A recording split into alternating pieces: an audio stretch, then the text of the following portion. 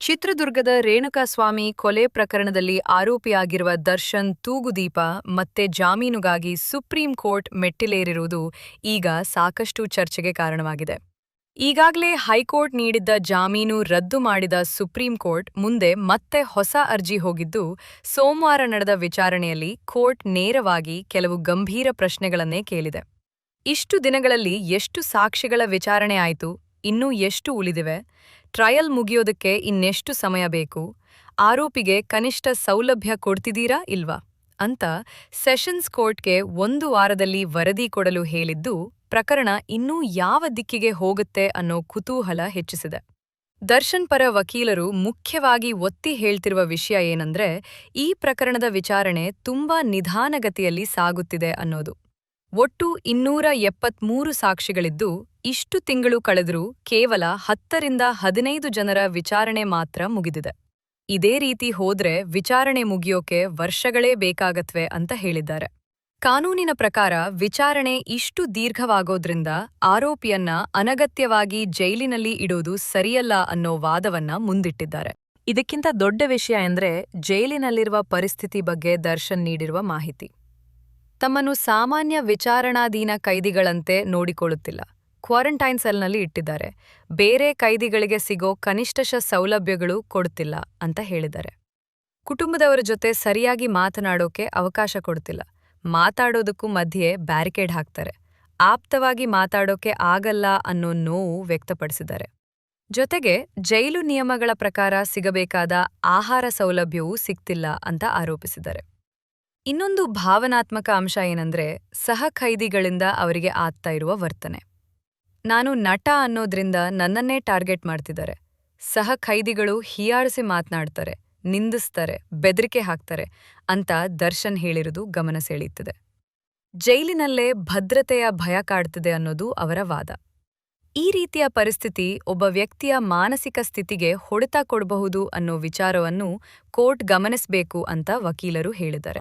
ಆರೋಗ್ಯದ ವಿಷಯದಲ್ಲೂ ಕೆಲವು ಗಂಭೀರ ಅಂಶಗಳನ್ನ ಮುಂದಿಟ್ಟಿದ್ದಾರೆ.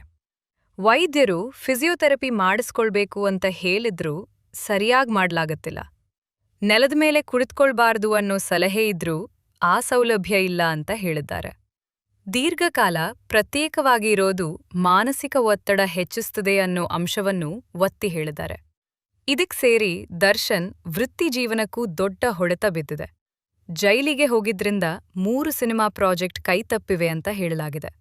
ಒಂದು ದೊಡ್ಡ ನಿರ್ಮಾಣ ಸಂಸ್ಥೆಯ ಜೊತೆ ಇದ್ದ ಸುಮಾರು 6 ಕೋಟಿ ರೂಪಾಯಿ ಮೌಲ್ಯದ ಪ್ರಾಜೆಕ್ಟ್ ಕೂಡ ಕಳೆದುಹೋಗುವ ಪರಿಸ್ಥಿತಿ ಬಂದಿದೆ ಅಂತ ಹೇಳಿದ್ದಾರೆ. ಸಿನಿಮಾ ಕ್ಷೇತ್ರದಲ್ಲಿ ಒಮ್ಮೆ ಬ್ರೇಕ್ ಬಂದ್ರೆ ಮತ್ತೆ ಅದೇ ಮಟ್ಟಕ್ಕೆ ಬರೋದು ಸುಲಭವಲ್ಲ. ನಿರಂತರವಾಗಿ ಕೆಲಸ ಮಾಡ್ತಿರ್ಬೇಕು, ಫ್ಯಾನ್ಸ್ ಕನೆಕ್ಷನ್ ಉಳಿಸ್ಕೊಳ್ಬೇಕು. ಆದ್ರೆ ಇಷ್ಟು ದಿನ ಜೈಲ್ನಲ್ಲಿ ಇದ್ರಿಂದ ಅವರ ಮಾರ್ಕೆಟ್ ವ್ಯಾಲ್ಯೂ ಕೂಡ ಕುಗ್ಗುವ ಸಾಧ್ಯತೆ ಇದೆ. ನಿರ್ಮಾಪಕರು ಕೂಡ ರಿಸ್ಕ್ ತೆಗೆದುಕೊಳ್ಳೋದಕ್ಕೆ ಹಿಂದೇಟು ಹಾಕಬಹುದು. ಇದರಿಂದ ಆರ್ಥಿಕವಾಗಿ ಕೂಡ ಅವರು ಕುಗ್ಗುತ್ತಿರುವ ಸ್ಥಿತಿ ನಿರ್ಮಾಣವಾಗಿದೆ ಅನ್ನೋದು ಸ್ಪಷ್ಟವಾಗುತ್ತಿದೆ. ಒಟ್ಟಾರೆ ನೋಡಿದ್ರೆ ದರ್ಶನ್ ಪರವಾಗಿ ಮಾನವೀಯ ಹಾಗೂ ಕಾನೂನು ಸಂಬಂಧಿತ ಹಲವು ಅಂಶಗಳನ್ನು ಮುಂದಿಟ್ಟಿದ್ದಾರೆ. ಆದರೆ ಇನ್ನೊಂದು ಕಡೆ ಪ್ರಕರಣದ ಗಂಭೀರತೆಯನ್ನು ಕೋರ್ಟ್ ಕಡೆಗಣಿಸುವುದಿಲ್ಲ. ಕೊಲೆ ಪ್ರಕರಣ ಅಂತ ಬಂದಾಗ ಕೋರ್ಟ್ ತುಂಬಾ ಜಾಗರೂಕತೆಯಿಂದ ನಡೆದುಕೊಳ್ಳುತ್ತದೆ. ಹಿಂದಿನ ಬಾರಿ ಜಾಮೀನು ರದ್ದು ಮಾಡಿರುವುದು ಇದೇ ಕಾರಣಕ್ಕೆ.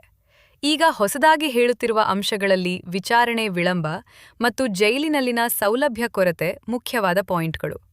ಹೀಗಾಗಿ ಜಾಮೀನು ಸಿಗೋ ಸಾಧ್ಯತೆ ಬಗ್ಗೆ ಮಾತನಾಡೋದಾದ್ರೆ ಇದು ನೇರವಾಗಿ ಹೇಳೋದು ಕಷ್ಟ.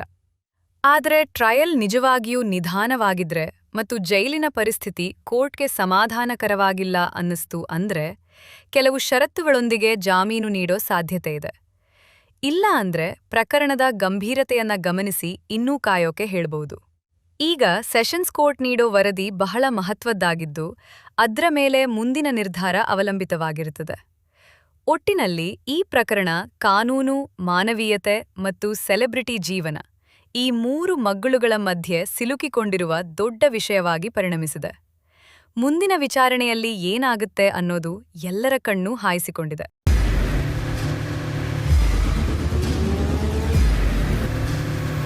ಪ್ರಜಾಮಾರ್ಗ ನ್ಯೂಸ್, ಇದು ಜನಸಾಮಾನ್ಯರ ಧ್ವನಿ.